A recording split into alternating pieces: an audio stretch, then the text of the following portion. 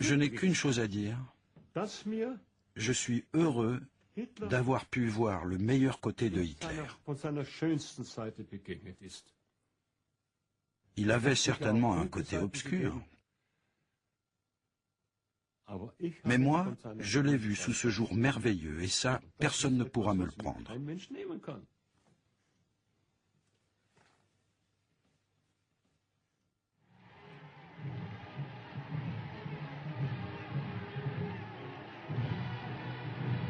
En 1932, en votant pour les communistes ou les nazis, la majorité des Allemands votent pour des partis qui cherchent ouvertement à renverser la démocratie allemande. Cette démocratie n'existe que depuis la fin de la Première Guerre mondiale, mais la plupart des Allemands n'en veulent plus. Dans ses discours électoraux, Hitler ne cache pas que le vote nazi est un vote pour la dictature. Die Gegner werfen uns Nationalsozialisten vor, und mir insbesondere, dass wir intolerante, unverträgliche Menschen seien. Wir wollten, sagen sie, mit anderen Parteien nicht arbeiten. Und ein klarer Politiker verschärft das noch, indem er sagt, die Nationalsozialisten sind überhaupt nicht deutsch, denn sie lehnen die Arbeit mit anderen Parteien ab. Also ist es typisch deutsch, 30 Parteien zu besitzen. Ich habe hier eines zu erklären, die Herren haben ganz recht. Wir sind intolerant. Ich habe mir ein Ziel gestellt, nämlich die 30 Parteien aus Deutschland hinauszufegen. Sie verwechseln uns mit ihresgleichen selbst. Wir haben ein Ziel uns gewählt und verfechten es fanatisch, rücksichtslos bis ins Grab hinein. Au lendemain des élections de juillet 1932, les nazis sont le plus grand parti d'Allemagne, avec 37% des suffrages. Seul obstacle désormais entre Hitler et la chancellerie, le président Hindenburg, l'homme que Hitler a tenté de battre et face auquel il a perdu. Hindenburg rencontre Hitler le 13 août 1932. Celui-ci exige la chancellerie, mais Hindenburg refuse. Son secrétaire note les raisons de ce refus. Il ne put pas se résoudre à confier le gouvernement aux mains d'un seul parti qui ne représentait pas la majorité de l'électorat et qui, en outre, faisait preuve d'intolérance et d'indiscipline et se montrait fréquemment violent. Mais un certain nombre de milieux commencent à faire pression sur le président Hindenburg. Un groupe d'hommes d'affaires, dont l'ancien président de la Reichsbank, Hjalmar Schacht, lui écrit que Hitler doit être nommé chancelier pour le bien de l'Allemagne.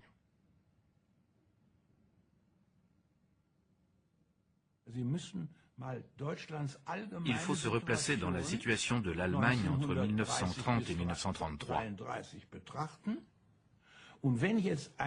À cette époque, un chômeur n'avait qu'une alternative, devenir communiste ou membre de la SA.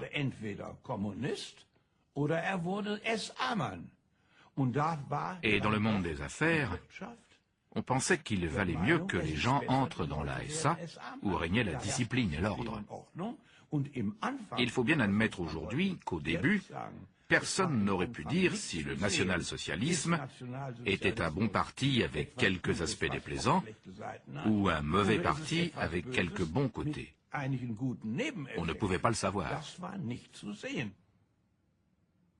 Et les pressions s'accentuent dès que sont connues les conclusions d'une manœuvre de l'armée. L'auteur du rapport déclare au cabinet qu'en cas de troubles civils, l'armée ne pourrait pas contrôler à la fois les nazis et les communistes. Après un examen approfondi de la situation, il a été démontré que les forces de la loi et de l'ordre dans le Reich et les États allemands ne seraient pas suffisantes pour protéger le pays contre les nationaux-socialistes et les communistes et protéger les frontières. Mais si des pressions s'accentuent sur Hindenburg fin 1932, d'autres pèsent sur les nazis. La foule agglutinée devant le siège du parti à Munich en décembre n'est pas consciente de la vraie nature des problèmes auxquels le parti est confronté. Car le NSDAP est au bord de la faillite, tant les différentes campagnes électorales lui ont coûté cher. Un des personnages clés du parti, Gregor Strasser, vient de démissionner, et les nazis sont retombés à 33% aux élections de novembre 1932. Apparemment, le parti a son apogée derrière lui. Mais des hommes puissants de la droite traditionnelle continuent de penser qu'il faut négocier avec Hitler. Eux aussi veulent éliminer la démocratie et détruire les communistes. Et sans Hitler et les nazis, ils n'auront pas le soutien populaire. L'aristocrate et ancien chancelier Franz von Papen négocie alors un accord. Hitler pourra être chancelier si lui, von Papen, est nommé vice-chancelier, et s'il n'y a que 2 autres ministres nationaux socialistes, dans un cabinet regroupant toutes les forces de la droite conservatrice. L'idée est qu'ainsi, Hitler sera tenu.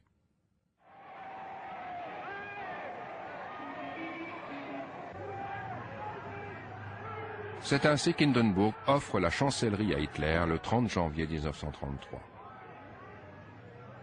Franz von Papen pavoise. Nous l'avons engagé.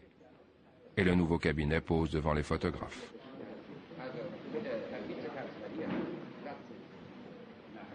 Plus tard, les nazis tenteront de réécrire l'histoire en disant que Hitler était devenu chancelier parce que tel était son destin. Mais en réalité, il a été aidé par les circonstances économiques et le soutien et les mauvais calculs de beaucoup.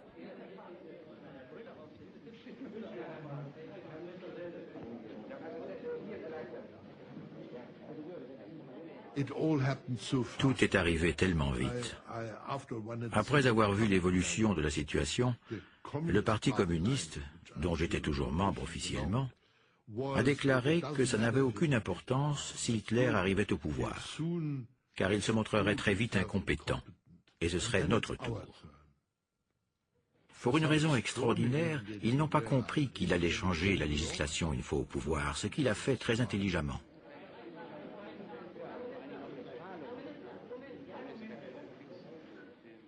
Nous n'avons pas pleinement compris ce que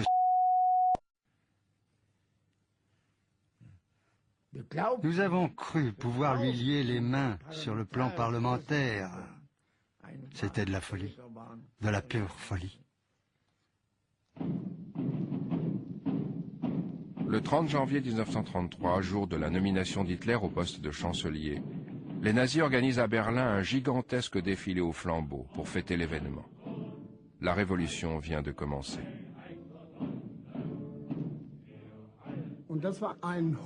Ça a été un sentiment extraordinaire d'avoir atteint le but que nous nous étions fixé pendant 5, 6, 7 ans. Nous qui n'avions cessé d'affirmer « Nous aurons le pouvoir ». Ce jour-là était arrivé.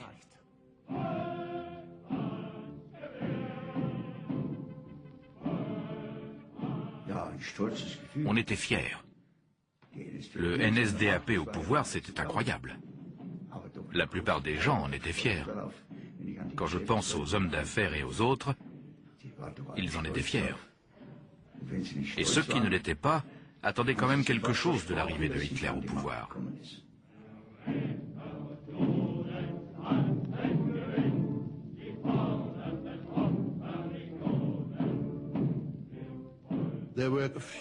Parmi les SA, quelques-uns avaient des petites amies juives. Par conséquent, nombre de juifs allemands se disaient « Finalement, ça ne sera pas aussi grave, regardez ». Ils ont des amis juifs. Ils ne nous détestent pas tous. C'est poignant.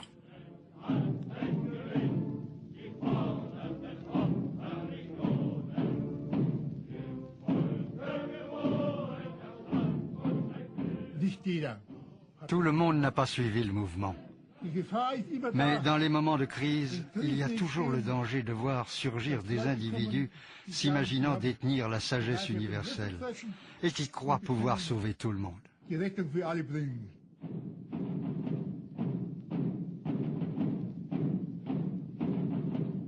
Immédiatement après l'investiture d'Hitler, un des plus vieux amis de Hindenburg depuis la Première Guerre mondiale, le général Ludendorff, écrit au vieux maréchal. Je vous prédis solennellement que cet homme détestable précipitera notre Reich dans l'abîme.